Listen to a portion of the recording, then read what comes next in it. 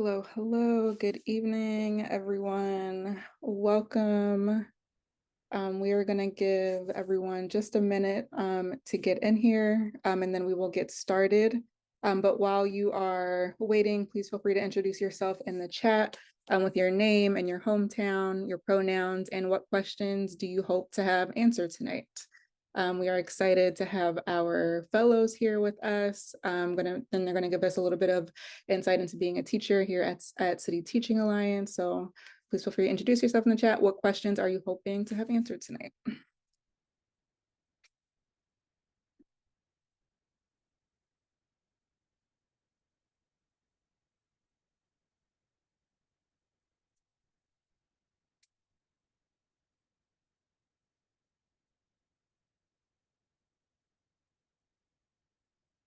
If you are just joining us, we are just giving everyone about another 30 seconds to get in here, and then we're gonna get started.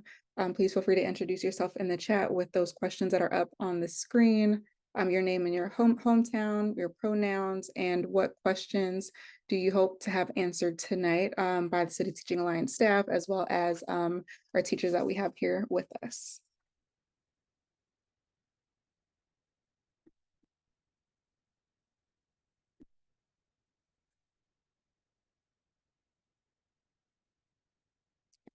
Welcome, Tanisha. Welcome, Cortez, Baltimore.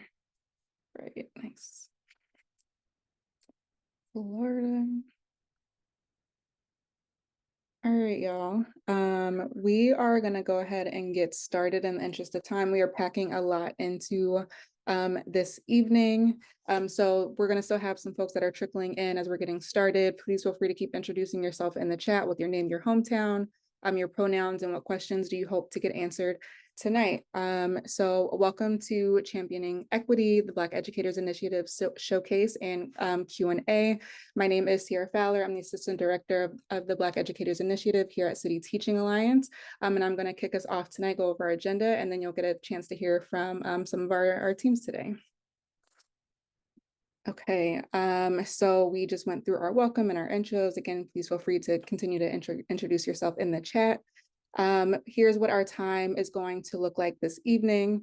We are going to do an overview of the Black Educators Initiative team. We will have the recruitment team give an overview of the work that they do. And then we will get into a teacher panel discussion as well as a Q&A with the panelists that we have with us this evening. All right, and here we have the Black Educators Initiative team. You'll hear us reference ourselves as BEI for short. Jasmine Knowles is with us here, Senior Managing Director of the Next Gen Educators Collective. Again, my name is Tiara, Assistant Director of BEI, and Haley Boutte, she is the manager of the Next Gen Educators Collective. She couldn't be with us this evening. She is traveling, but she is definitely going to be watching this recording and excited to hear what our panelists are going to say. So go ahead to the next. And I will pass it over to Bix. Thanks, Tiara. I'm super excited to have everyone on the call today. And like you can see here, my name's Bix. I lead recruitment and partnerships here at City Teaching Alliance. Little background on myself. I went to Connecticut College, calling in from North Carolina today, though. It is my first year with CTA, and really that means I've been here for about 4 months. So definitely a fresh set of eyes, just like many of you on the call today. And really what brought me here was, it's where my passion has been able to meet the work that I do. You'll get to hear a lot more about the fantastic ways that we equip our educators and how you can really be creative and connected to the work that you're doing through our program. But I will go ahead and pass it to our recruitment manager, Alan. Hello, everyone. My name is Alan Harris. I'm a recruitment manager here at City Teaching Alliance. This is my second year here. A lot of you all probably got a message from me about this event. So if the name sounds familiar, that's why. I'm a graduate of Virginia State University. Shout out to all my HBCU graduates out here. And also, I'm a part of the City Teaching Alliance because, I want to ensure that students have the same passionate and dedicated teachers that I've had growing up. So that's why I am doing this work today.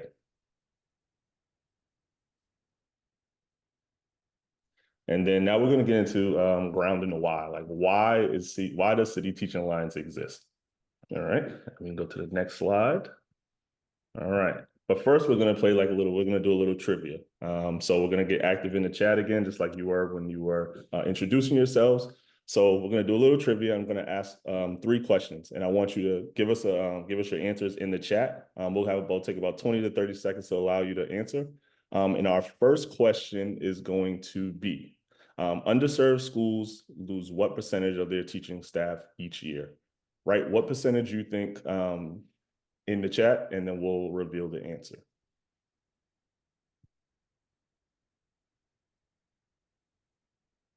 All right, seeing a wide range.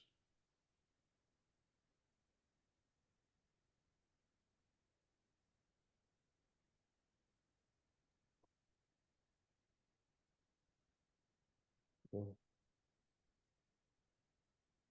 All right, we'll take about like 5 more seconds to get some answers in here.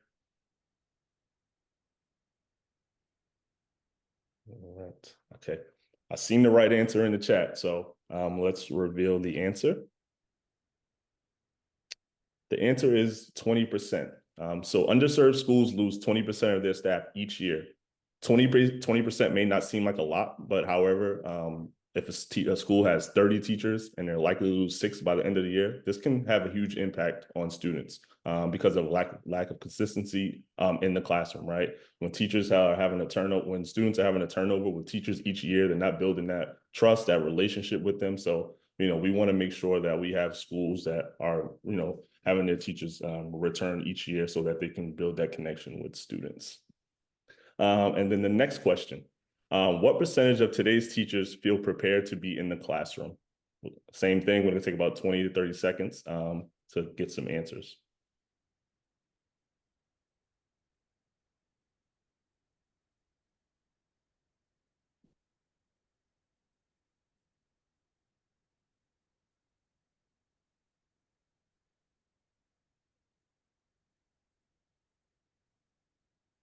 All right, take about 10 more seconds.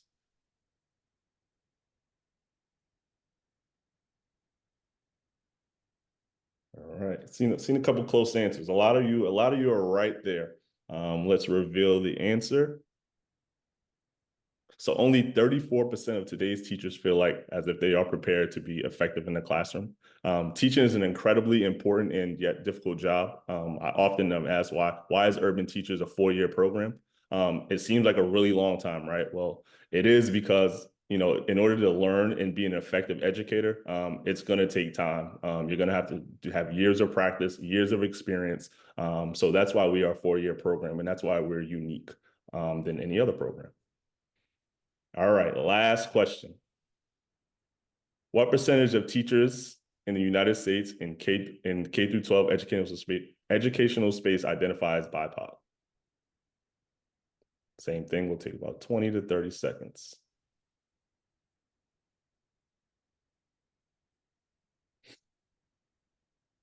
All right, some answers flowing in.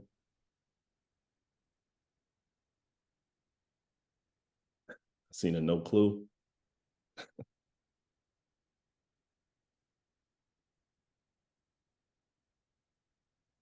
right, we'll take about 5 more seconds here.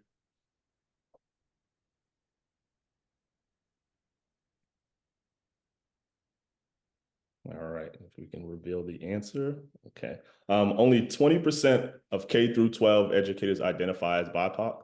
The remaining 80% identify as white. And this is a problem because students deserve to experience education, from individuals who look like them, who share their lived experiences, and simply who they can identify with. And representation really does matter in the classroom. And that's why we have this Black Educators Initiative program, because we need strong Black educators in the classroom. And that's why we're here today. All right. Okay. So now you're probably wondering, right? What is City Teaching Alliance, right? So City Teaching Alliance is a teacher pathway program. We develop strong, culturally responsive educators who are making a difference in urban classrooms, accelerating student achievement, and bridging the gap of educational inequalities. You're probably wondering, in this pathway, like, what can you get from it, right? So you'll earn up to $60,000 by your second year in this program. You'll grow through hands-on clinical training, and you'll have 80+ hours of one-on-one coaching and you'll also earn a master's in teaching from American University. All right. And you're probably wondering, what does this pathway look like? And you probably heard me mention the 4-year program. So we'll go to the next slide. All right. So the 4 years entails 4 years of teaching experience. So in year 1 is your resident year. In your resident year, you'll work alongside a host teacher, someone who's going to mentor you and bring you along gradually throughout the year to develop your skills and prepare you to be a lead teacher in your second year. In the first year, you're also going to begin your graduate coursework at American University, and you're also going to start your coaching, your 80 hours of one-on-one coaching with your coach. So we do this year 1 because we want to make sure that you are prepared and you feel developed and trained enough, to go into the classroom and really make a difference in your first year of lead teaching. We don't want to set you up for failure. We don't want to set the school up for failure by just throwing you in the classroom year 1 and you've never had experience, never worked with children before, because that's not going to do you any justice, or it's not going to do any kids any justice. So that's what year 1 of the program looks like. Year 2 is your first year as a lead teacher, right? You just worked up, you just trained for a whole year, got that development. So year 2, now you're a lead teacher, but you'll still have that one-on-one coach who's there to support you throughout the year, right? It's going to be your first year. You're going to deal with some ups and downs, right? You're dealing with 30 different personalities in the classroom. You're going to be like, okay, what do I do in this situation? Your teacher is there to help support you. Your one-on-one coach is there to help support you. You'll also finish up your master's degree as well. So you're going to finish up your master's degree. So by year 2, you'll have that master's in teaching. So you'll have 2 years of teaching experience after year 2. You'll have your master's degree, and then you'll have some one-on-one coaching. And then we go into year 3. Year 3 is your second year as a full-time teacher. And this is when you'll also get your certification. So you'll become duly certified in either elementary education or secondary English or math, and you'll also get a special education certification. Uniquely in our Dallas location, you will get an ESL certification, which is your English second language certification. So in Philly, Washington, D.C., and Baltimore, you'll have either the elementary ed or secondary English and math and special education. In Dallas, you'll have elementary education, secondary English or math, your special education certification, and your ESL certification. And then that brings you on to our year 4, is the last year of the program. This is like the alumni status. Now you're like the big dog in the program. You've been here for 4 years now. This is your 3rd year as a lead teacher. You don't have the one-on-one coaching anymore, right? You got the 3 years done. We feel like you're experienced enough now, and now you have the opportunity to be a mentor and leader in our program as well. And then when you're done with year 4, you have access to our alumni network. And our alumni are doing great things. 85% of our alumni still work in education to this day. Some are in leadership, some are assistant principals. They are school counselors, school psychologists. They're doing great things, and you'll have access to that network. So now you're probably wondering, where are we located? We are located in Baltimore, Dallas, Philadelphia, and Washington, D.C. And if you remember in the first slide that I was talking about, we need more Black educators, right? So in Baltimore, 70% of our cohort last year identified as Black, right? So we're trying to raise that number of Black representation in the classroom. And in Dallas, we're at 85% of the cohort, 67% in Philadelphia, and 48% in DC. So we're trying to do our part by making strong Black educators in these communities and making a difference in urban schools. So now we're going to go into why we're really here and to learn about the Black Educators Initiative Program. And I'm going to pass it on to my teammates, Jasmine and Tiara. Thanks, Alan. And so again, as Alan said, we're excited that you all are here to learn more about our Black Educators Initiative. And so BEI was launched in 2020 as an initiative to reduce the systemic barriers that inhibit the recruitment and retention of Black educators. And so it is not a separate program from City Teaching Alliance. We think of it as an extension of the great work that we're doing here. And we provide financial and programmatic supports for current and aspiring Black educators. And so we look at this as an intentional and a generational movement that aims to significantly increase the number of Black educators that we have in our site. And so, we talked about Vixen, Alan talked about their why. And so for me, as I think about this generational movement, I'm a 3rd generation educator. And so thinking about the work that my grandmother has done, and my mother has done as school leaders and principals, that for me is connected to why I believe that we need to continue to develop and to support Black educators across our country. So we can go to the next slide. And so our slogan, our tagline that you'll continue to see is teaching for the culture. And so we want to build on the history of preparing diverse educators to lead in our schools. And more than 40% of our teacher cohorts over the last 5 years have been Black or Latinx teachers. And so through this, we'll couple tuition supports and loan forgiveness with existing and new programmatic supports. And so again, we want to build on the legacy left to us by our ancestors and elders. So as we think about why we need Black teachers in the classrooms, we know that school systems have long perpetuated inequities that marginalize Black and Brown children. And so Black educators are essential for us to drive and enact change. But however, they remain vastly underrepresented, with only 12% of teachers and just 2% of Black males in the teaching profession. And so we believe that by bringing in more diverse and well-prepared educators, we can create lasting positive impacts and provide and build a more just and equitable society for all children. So when we think about this, the research backs this as well, why classrooms need Black teachers. Black teachers are known to have high expectations for Black students. They have an understanding of the life experiences and cultures that our students are bringing into the classroom. They provide and give fewer disciplinary referrals, and they provide and having at least one Black teacher in 3rd through 5th grade has research has shown has reduced a Black male students' probability of dropping out, and they serve as role models for our Black male students. And so as we think about improved academic and life outcomes, that also speaks to the need for having more Black teachers in our classrooms. So the next slide will go into what does this mean in terms of the work that we do. So we have 3 main pillars: cultivation, community, and commitment. So we partner with other organizations to change the narrative. We help to identify aspiring teachers early through things like this and recruitment and having an opportunity to connect with prospective candidates. We think that we host learning programs, speaker series, and events throughout the year. Part of community, we have affinity groups across our different sites. We provide test prep supports. There's opportunities to attend national conferences. As we think about deepening the school and community partnerships, we celebrate our culture. And over the last year, as we've begun to build out our alumni programming work, we also have offered alumni programming and events for our Black alum. Finally, commitment, professional development, mentoring supports. We've also addressed systemic barriers through financial and programmatic supports. And so this next slide, we'll get into what does that financial support look like.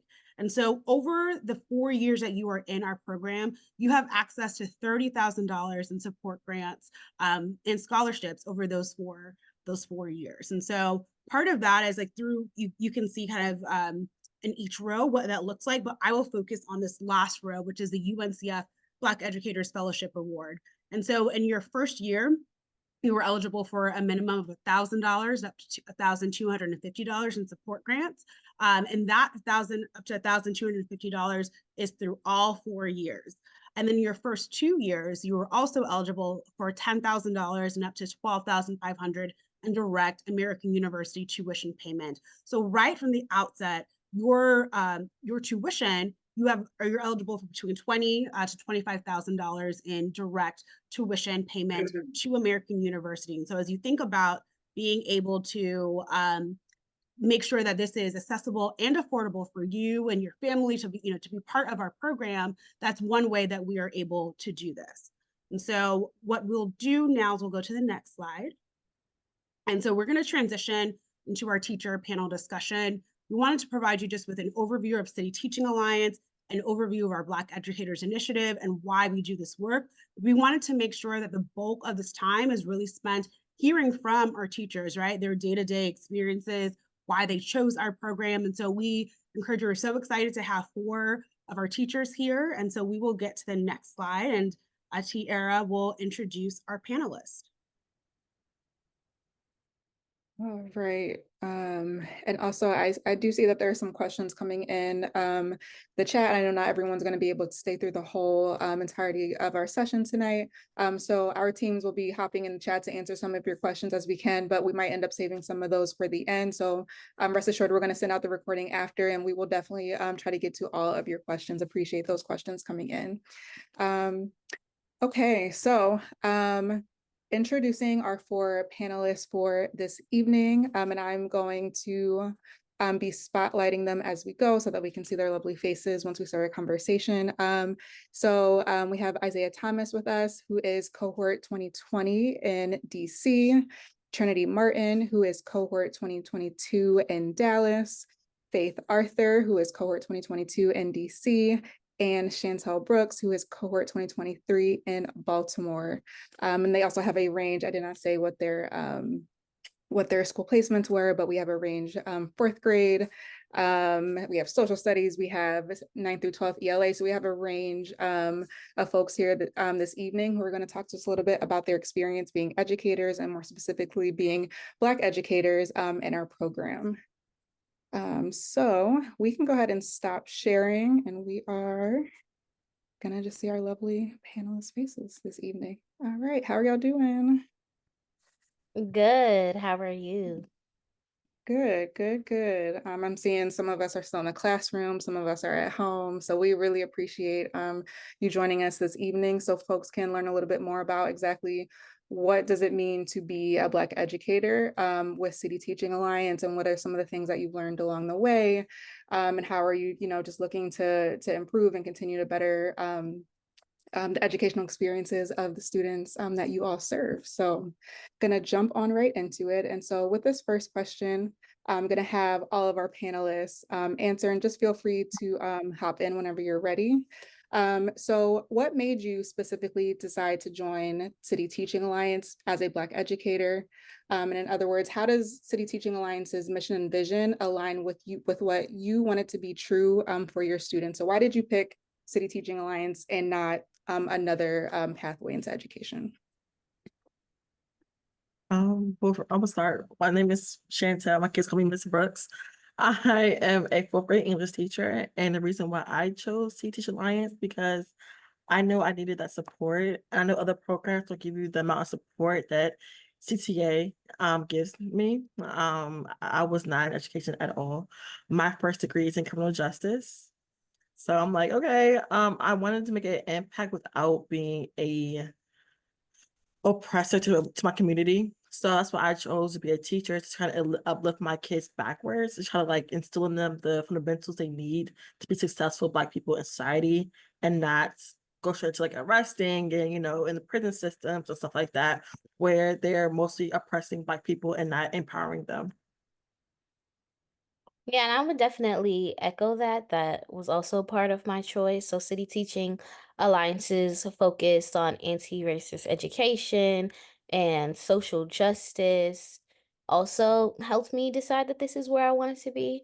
Other programs don't highlight that in their program or in their curriculum. It's not, to my knowledge, it's not brought up or discussed, where it's a part of the mission of City Teaching Alliance. It's not like just like an extra class that you'll take one time and never talk about it again. It's integrated into the coaching, it's integrating into the classroom discussion, and even through having cohorts like BEI. Um, it just shows the commitment of the program to anti-racist education. And that's what drew me as someone, I'm from New York City. So growing up having teachers who looks like me, I definitely want to make sure that I was a part of the group of teachers who were also like helping students who looked like myself. I would definitely like to agree upon what a lot of my counterparts have said, because at the end of the day, it does take, especially for young students of color, it takes someone like us to be able to truly make a difference in their life. I know that for me, in my own experience growing up, I didn't have my first Black teacher until 5th grade. I didn't have my first Black male teacher until high school. That's, in my eyes, was a problem, because I didn't have that safe space to be able to connect with someone that's other than my parents. And even then, at that point, my home wasn't even a safe space. And that's the reality of a lot of our students who are unfortunately struggling with both out of school experiences and in school experiences. So what I mean by that is at home experiences that may be turbulent and then they go to another turbulent environment. And unfortunately, a lot of our students, especially those of color, do not have anybody to talk to, not have anybody to turn to. And that's one of the reasons why I specifically wanted to become a teacher. I know that when I was in undergrad, I wasn't doing anything that had to do with education until I entered my senior year, which was started from a business that I created to help coach and mentor both teachers and students in order to help them become better humanitarians, not just for their community, but also for themselves. Because at the end of the day, you cannot pour from an empty cup. So in order to fill yourself, you have to also learn more about yourself, learn who you are, learn how you tick, learn your triggers, learn what triggers other people. So that way, when you are entering the world, you are prepared for a lot of the evils that you may see and a lot of the good that you may also see, and how to how to react to that and also how to nurture it as well. So that's the reason why I wanted to become an educator, is because I noticed that there was a very big disparity with how a lot of the teachers were treating their students, but then again, how the education system itself was treating this teachers. So I think that that's definitely why I chose City Teaching Alliance, because of the fact that it's going towards anti-racism within the actual system itself. It is pushing towards having more of a voice for those of color, both on the teacher side and on the student side. And it's definitely training you in order to have that kind of voice and be empowered while using your voice. Hi, I'm Trinity. My cohort members, or not my specific class, but my counterparts are fantastic. I've heard amazing things about them and their work in the classroom. I would also like to say thank you for the opportunity to be here with you all today. 2025 is a crazy sound for me to hear, as I mentioned earlier. So I just look forward to the idea of other Black and Brown teachers coming into the classroom. I'll keep it short. I fell in love with being alive and learning when I was young, and I didn't have the resources that helped me be successful be given to me by a teacher or by someone who looked like me. I had to find them by myself. And by the grace of God and the prayers and the hard work, I've been as successful as I am. But I didn't want Black and Brown students to have to experience that. I just want them to be able to focus on being themselves, learning who they are, and being able to have access to education that they deserve. So that's what I'm here to do. I'm here to serve. I'm here to help others fall in love with reading and writing, as well as language that I nerd out about, so that we can all connect and be here for each other.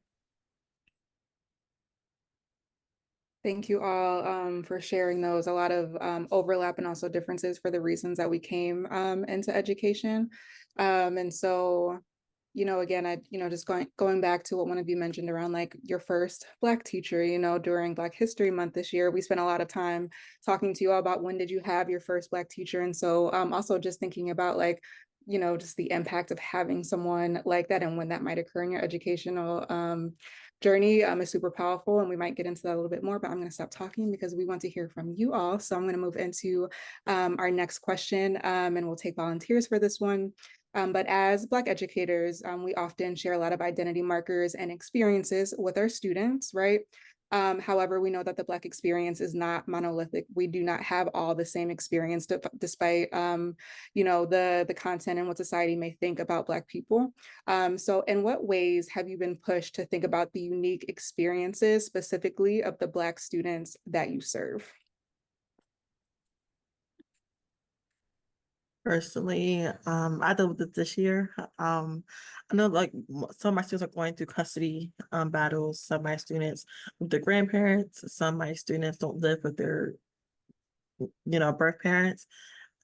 That's not something I've dealt with growing up. I lived in the house with my parents, and that's just all I've known. And so my kids come to the classroom with that burden on their shoulders, and I'm like, wow, like I don't know how to address this, but I have been some cohort members, my cohort, which is 2023, dealt with that or dealt with that burden or dealt with kids with that burden. So it's nice to be able to talk to them about it. Like, okay, how did you handle this issue, or how did your student handle this issue? Because I personally have not experienced some of those Black traumas that kids do go through at a young age.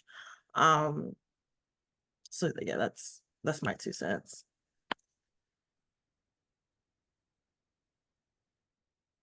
I can Um, add, oh, no, go ahead. Go ahead. I'll say this is a new generation. You know, I'll say my age. I'm only 24 years old. I became a member of City Teaching Alliance straight out of undergrad. And I definitely thought, as someone who did teach elementary, middle, and high school, like through my undergraduate teaching program that they had, I definitely thought that my youth would be something that I would be able to leverage to connect to my students, which to a certain extent I can do. But my students, I teach fourth grade, they're 10. They're growing up in a new world that is shaped by technology, social media, celebrity culture in ways that my childhood in elementary school was not shaped. And you know, we all know community aspects that have impacted our like self-image and things as a child. However, with technology and social media and whatnot, it has been incorporated into many aspects of their lives. Uh, and I would definitely say, just within one classroom, I think the beliefs of my students and the um, characteristics that they appreciate or aren't really fans of are way more diverse than when I was a kid. I think I definitely grew up in a like a, you know, you just respect your teacher because it's your teacher, or, you know, you are you just, you know, you try your best to be confident. You school is valuable. Everybody needs to value school. But I would say like views amongst students are way more diverse, and there's so many more elements that are impacting my students than when I was growing up.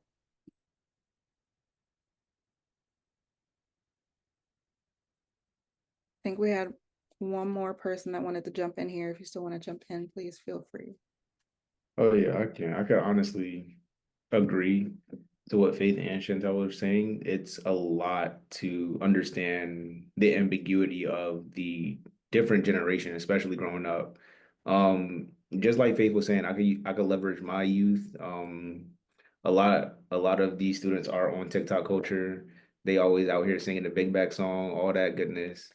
Um, and I think that that's a lot to be said because a lot of the thing is within the generation, I start to see that it's more of social media raising kids instead of parents raising kids, while parents are trying to be friends with their kids. And it's very apparent to see that, and especially, and then on top of that, that does start to get in the way of their education, in which now they might have homework, but then their parents might not see it as something that is valuable.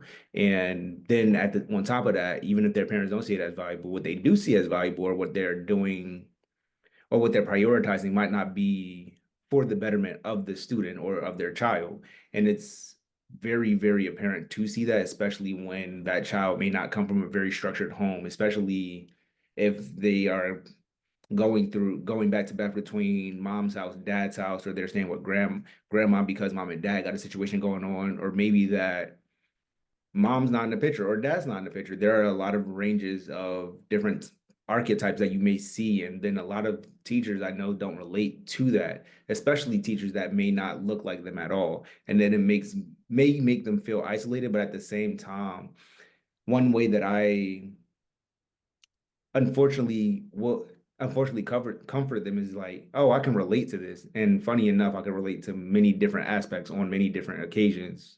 Even being myself, I used to have go back and forth from grandma and pop's house. And I'm like, hey, it's okay. I know it might seem like it's the end of the world right now, but hey, trust and believe. As long as you pushing through, as long as you carry that integrity with you, that discipline, as long as you got that resiliency in you, you can push through it. And I even use that to leverage them when they might have like a little anxiety attack over a test. I'm like, hey, think about it this way. We went through this over and over in class. You got this. Sometimes it might take a little bit of a frustration on your mental, but think of it this way. You, at the end of the day, you still are able to come in here. You're still able to do as best as you can in order to get to get the results that you want. And I try to speak life into them every day, even no matter what they may be going through. Like even today, what we had was an expo, or not an expo, but a publishing party for their final writing projects. And then I had a student come in crying because her parents couldn't make it. And I'm like, it's okay. I can be your pseudo parent for you. You can show me your work. And then as other parents came in, they were also supporting them as well. So it's just like they letting them know that they're not alone, even no matter the experiences that they're having, because at the end of the day, they never know. They might feel alone in that moment because it feels like they're the only ones going through that emotion. But at the end of the day, you got to let them know that being able to speak life into them and being able to actually encourage and entertain the actual their their inner kid is the most important part, because at the end of the day, when they lose that, they lose it, and it's hard to bring it back in, because at the end, because when it is lost, it starts to become they start to have a jaded vision of what the world can be, rather than being able to be solved, being able to be loved, and being able to be loving towards other people becomes their struggle instead of their habitual actions.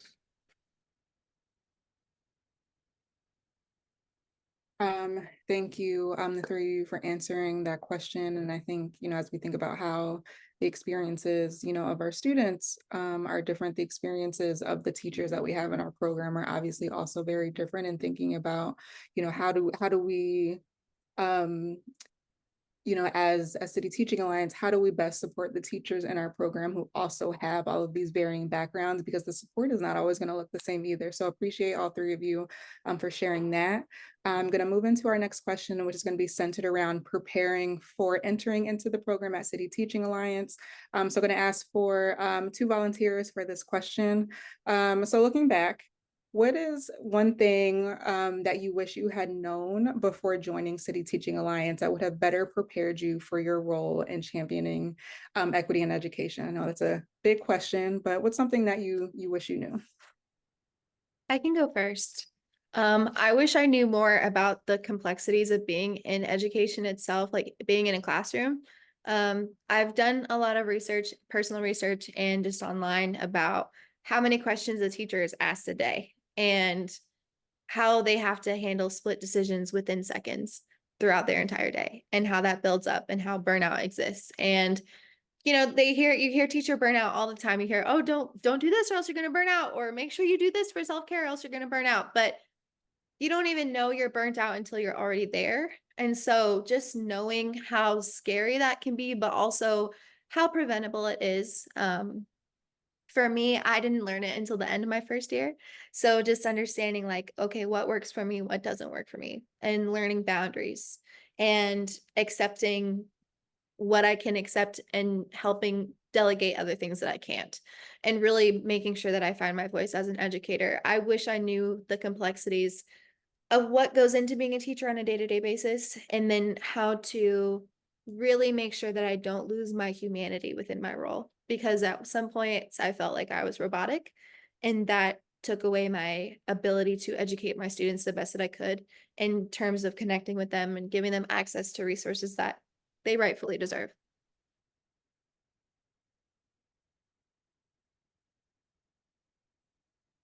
I could definitely piggyback off of that. One thing I really wish I had learned is that not every person within the school will be on the same fight that you are on.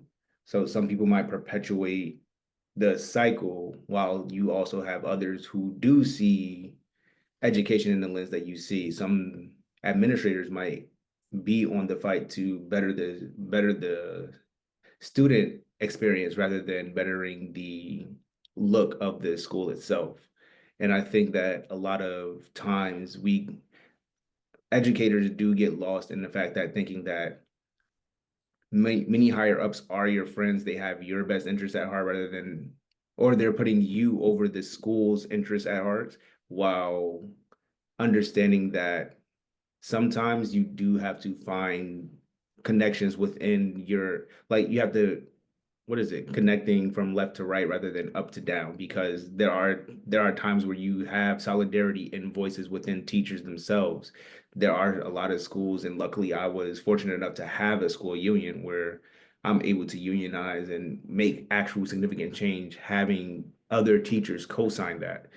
While there are schools that don't, and then there are schools that can be there. There are other organizations that can let you go without further notice, but then knowing that you do have solidarity between teachers and between coworkers, that definitely does allow you to have the kind of voice that you would like to have. And also just making sure that you are taking care of yourself before anything else. Because at the end of the day, if you are in a crappy position, that's going to show, and then your kids are going to pick that up. They pick up energy faster, or rather, kids pick up energy faster than anybody else.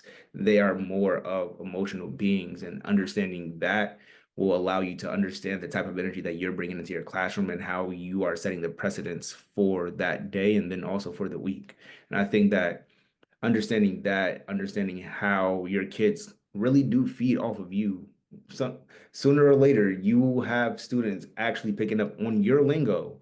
And I'm like, and you'll be like, when did you learn? I say that, you know?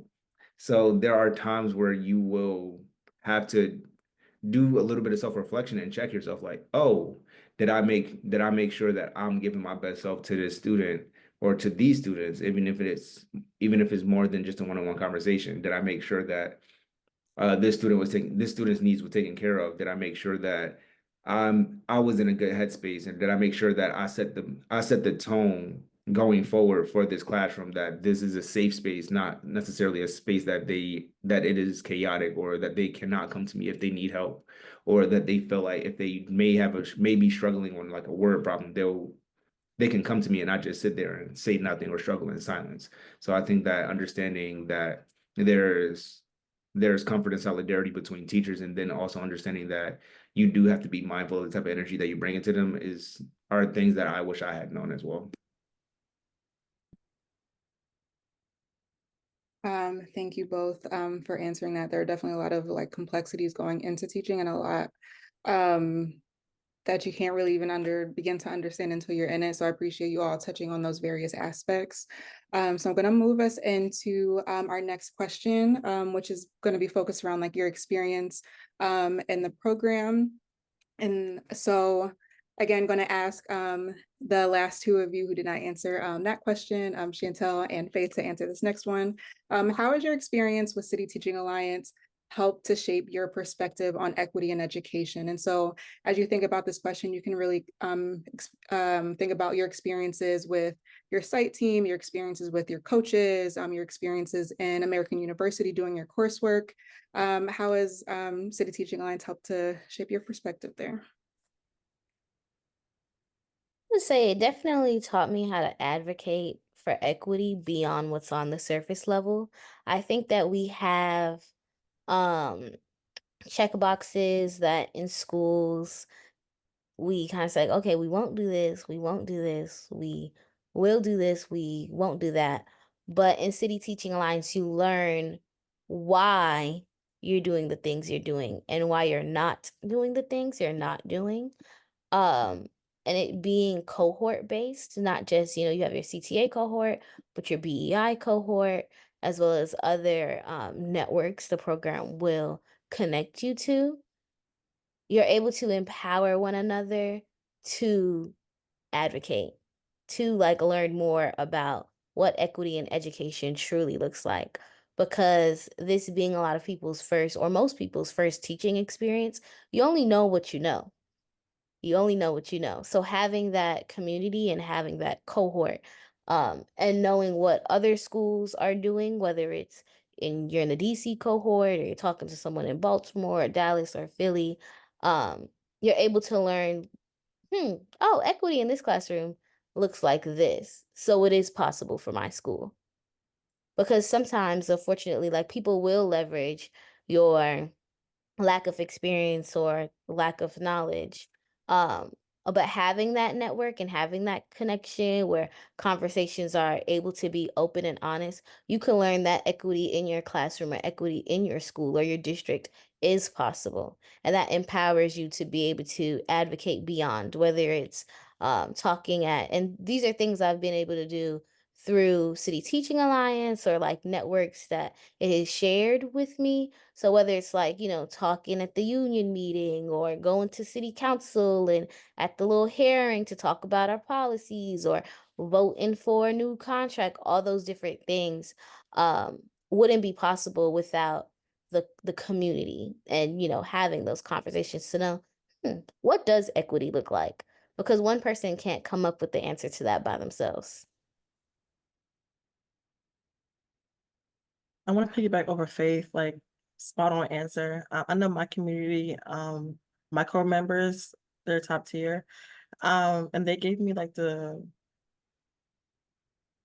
freedom and then the freedom to just vent. Cause I know like with a teacher, you go through a lot during the day. Like, and we would just sit down, get some coffee and vent. Like talk about kids is therapy for us sometimes. And that's what City Teacher Alliance gave me. They gave me a community. I didn't live in Baltimore. I'm not from Baltimore, so I moved to Baltimore. And so the cohort, my organization was my family. And then the organization itself gives you opportunities to go out and venture out and to explore. So you're not always a teacher. You're not always Miss Brooks. And you're not always that teacher realm. So going out and actually exploring your city, your new city, and being around other things, that's what equity looks like because you're actually thinking about yourself. You're not always a teacher in that position. Because when I tell you, like since I live in the city, my kids see me in the community. Like, hi, Miss Brooks. I'm like, oh my God, why do you see me? Like, why are we so close? But having that and also the coursework with differentiation, scaffolding, like them teaching you that it's spot on because not every child's the same. I will literally teach a lesson and 5 kids will get it, and the rest of my class are like, there's a headlight. So I'm like, how do I teach this in a way that everybody gets it? So that comes with the hands-on, the videos, the see down small groups and breaking out every single thing. Because sometimes the curriculum that the system gives you is not beneficial for your kids. My day one lesson is supposed to be just day one and we move on. My day one lesson sometimes has to be like 2 days or 3 days because I have to teach every single concept. So I actually get the whole concept. And that's just what we have to do sometimes. And that's just giving my kids what they need to do and get the skill they need to get for the end of the day. So having CTA teach us that in curriculum and giving us the power and like not the power per se, but the advocate for us to advocate for our students is everything. Because without it, like I promise you, my kids will be lower than what they are now. So giving them the skills that they need and having the courage of like no, my kids need this is definitely beneficial. Thank you both for reflecting on that question. And so I'm going to close this out with our last question. Going to ask all 4 of you to answer. If you could keep your answer to about 30 seconds so we can move into our Q&A, but I really want to make sure that everyone gets a chance to touch on this last question. So the field of education, as you all of you have touched on, it has its challenges, right? Especially as Black educators. So with that in mind, we also know that Black students really truly feel the impact of having a teacher that reflects their identity and their experiences. So what would you say to prospective Black candidates who are considering joining City Teaching Alliance, but they might be on the fence? So 30 seconds and then hop in whenever you are ready. I'll say join. Like there's no such thing as the same Black kid or the same Black student. Every child is different. I have kids call me mom. I'm like, you call me mom? But that is so cute. Like, you name your mom. And we're totally different. I have kids coming like, hey, aunt. And like, I still fuss at them. I'm like, this is not correct. And they're like, but you're my mom, you're my aunt, it's my girl. I'm like, yes, I'm your teacher. Yeah, I'm your teacher first. I'm not your homegirl. But I like the fact that they're comfortable with me to go to me about different things. But the answer is join and be yourself because you don't know what child you're impacting, just being your whole self.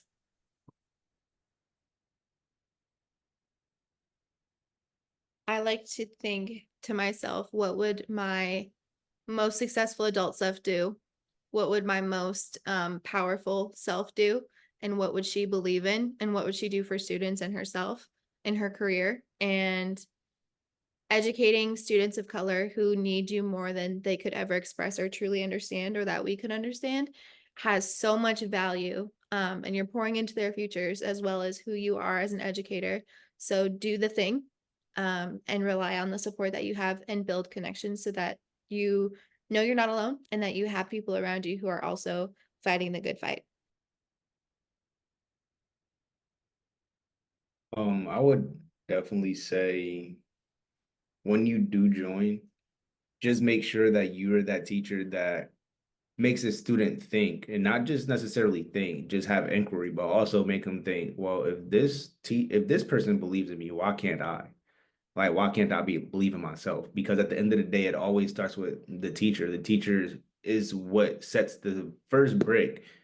And as that student watches them set that first brick, they start to feel inspired and start to make their own foundation and understand how it is that they got to that point.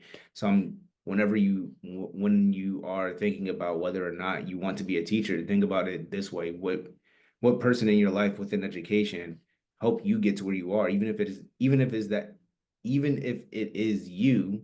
Think about it this way: be that person that you wish you would have had an education that also believed in you. So make sure you're always sowing seeds into the generation that comes after you, so that way that, hey, we need our next president, but also B, make sure that they're able to take care of themselves as well, because at the end of the day they look to you in order to guide them to the future.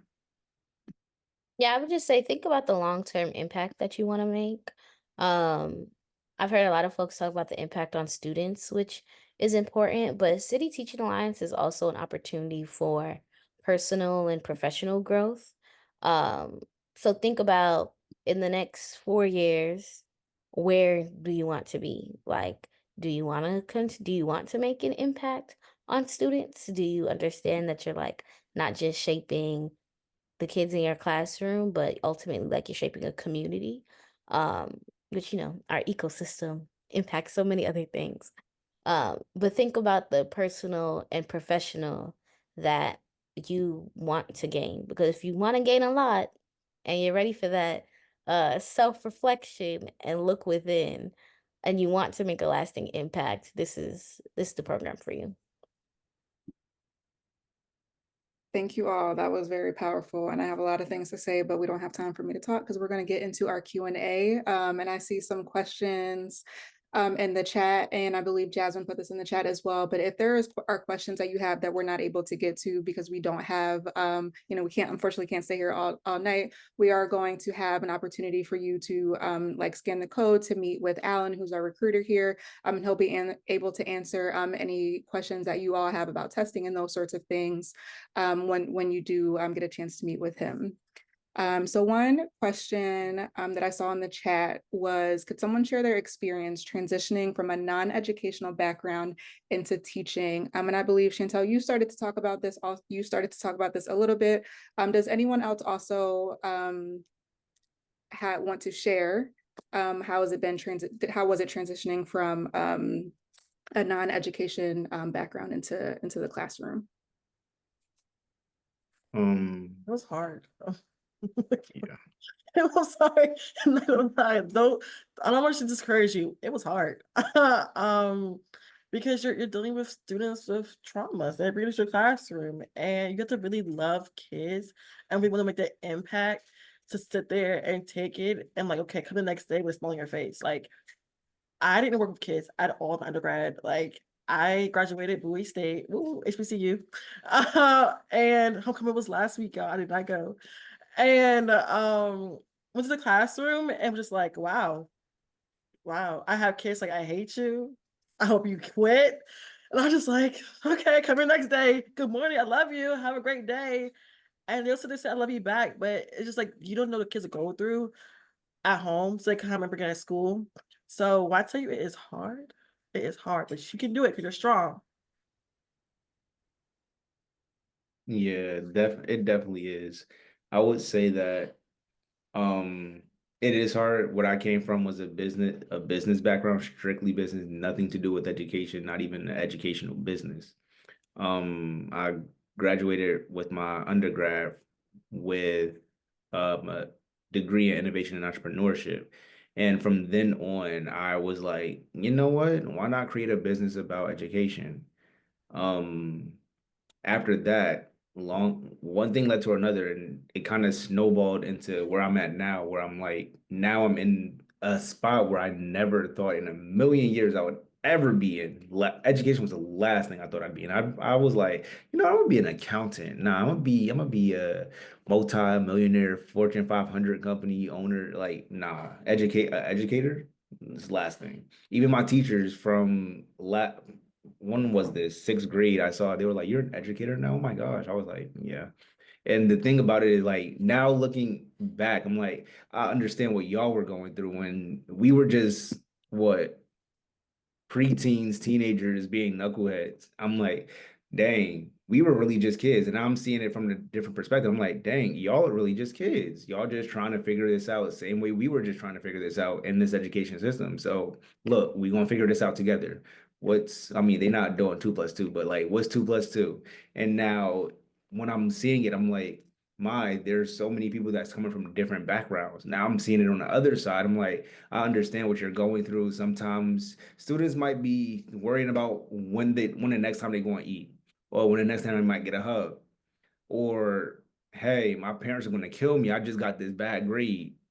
So there are so many things that even if we look back on it when we were younger, we're like, there's not too much that has changed, but the way this generation is versus how we were is so drastically different. But it's just like one of the things where, or one of those times where it's like history never necessarily repeats, but it always rhymes, as in we have similar struggles, but it's not necessarily one-to-one the same.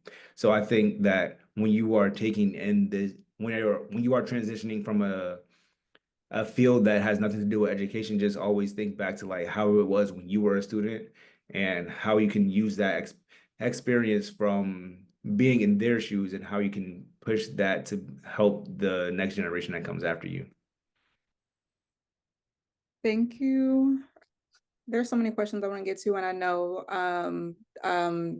there's a lot of questions that we were not able to answer in the interest of time. And if we might have time for another question as we have you all take our survey at the end. But I do want to make sure that you all have the opportunity to schedule time with Alan if you want to. So if you can just hang on for just a second, we might have a chance to get to maybe one more question at the end. But I'm going to have us go to the next slide. And I'm going to toss it to Alan to talk to you about how you can connect with him.